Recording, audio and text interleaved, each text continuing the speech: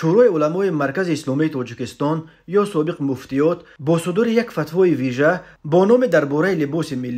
لباس ملی تاجیکی را کاملا به طلبات مذهب حنفی جوابگو خوانده به زنان و دختران توصیه داده است که جهت حرجگذاری به فرهنگ ملی لباسهای با طر ملی آماده شده که فراگیر معیارهای اخلاقی و دینی بوده حیا و عفت زن ماده را انعکاس ببر کنند. شورای علما در فتوایش که روز 26 ایول سال 2024 نشر شد با تکیه به اینکه پوشیدن لباسهای رنگ ملی در مذهب ما جایز است، اما پوشیدن لباسهای تنگ و سیاه زنانه و لباسهایی که عضوای بدن را نمایان میکنند توصیه داده نمیشوند، زیرا رنگ سیاه از نظر مذهب ما حتمی نبوده به خصوصیت‌های ملی و شرایط جغرافی ما نیز سازگار نیست. شورای علما در عین زمان از ساکنان خواسته است که با مقصد حفظ ثبات و امنیت جامعه و رعایت آداب و دینی و مذهبی و ملی از پوشیدن هر گونه لباس‌ها به فرهنگ مذهب و ملی ما بیگانه و غیر اخلاقی که با هدف‌های غرضناک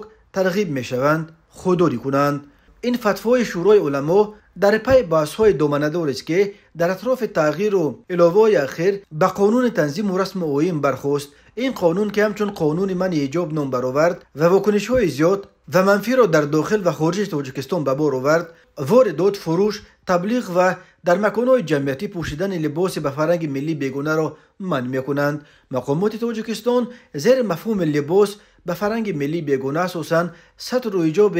اسلامی را در نظر دارند و سلسله ریدهای انجام شده به ضد زنان و دختران حجاب پوش نیز بیانگر آن بود که منظور مقامات محض منع پوشیدن حجاب است. در ظرف 2.5 ماهی که از قبول لوحه‌ها به قانون تنظیم گذشت، تنها وکیل مجلس نمایندگان موجب خان جوهری آن را شرح داد و گفت پوشیدن ستر و حجاب به صورت کامل منع کرده نمی‌شوند، بلکه پوشیدن لباس‌های سیاه و عربی منع گردیده. مقامات در عین زمان اجازت نخواهند داد که زنان و دختران در مکان‌های جمعیتی برخی لباس‌های نیموریان اروپایی از جمله با دکلته اسد بزرگ یا برای مثال یوبکه کوتاه و شیمای جنس دریده را ببر کنند. و اما در حالی که مخالفین حکومت و برخی روحانیان تاجیک که در بیرون از کشور قرار دارند از منع حجاب به شدت انتقاد کردند و چندین امام افغان و عبدالحمید خراسانی یک فرمانده پنشیری طرفدار طالبان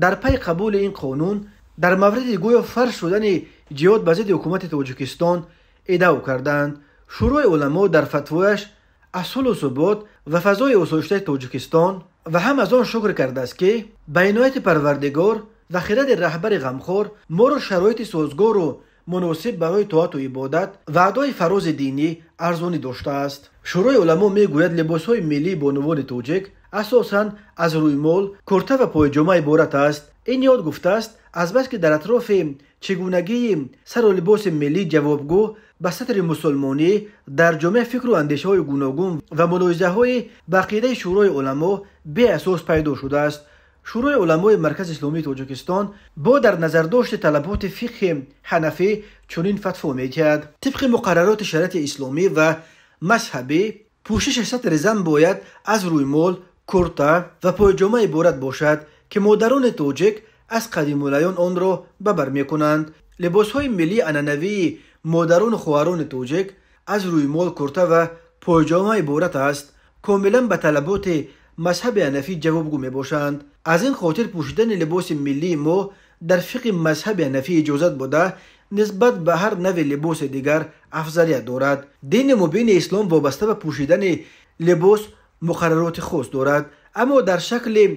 دوخت یا رنگ لباس محدودیت مقرر نکرده است. با در نظر داشت این نقطه ها شورای علمای مرکز اسلامی تاجیکستان به مادران و خواهران عزیز توصیه می‌دهد که جهت ارزگذاری به فرهنگ ملی لباس‌های به طرح ملی آماده شده را که فراگیر معیارهای اخلاقی و دینی بوده حیا و عفت زن ماده را انعکاس می‌نمایند و به اخلاق و آداب مسلمانی موافق میباشند و ببر کنند. با مقصد حفظ ثبات و امنیت جامعه و رعایت آداب دینی و مذهبی و میل ساکنان به پوشیدن هر گونه لباس‌ها به فرهنگ و مذهب ملی ما بیگانه و غیر اخلاقی که با هدف‌های غرضناک ترغیب می‌شود خودداری نمایند.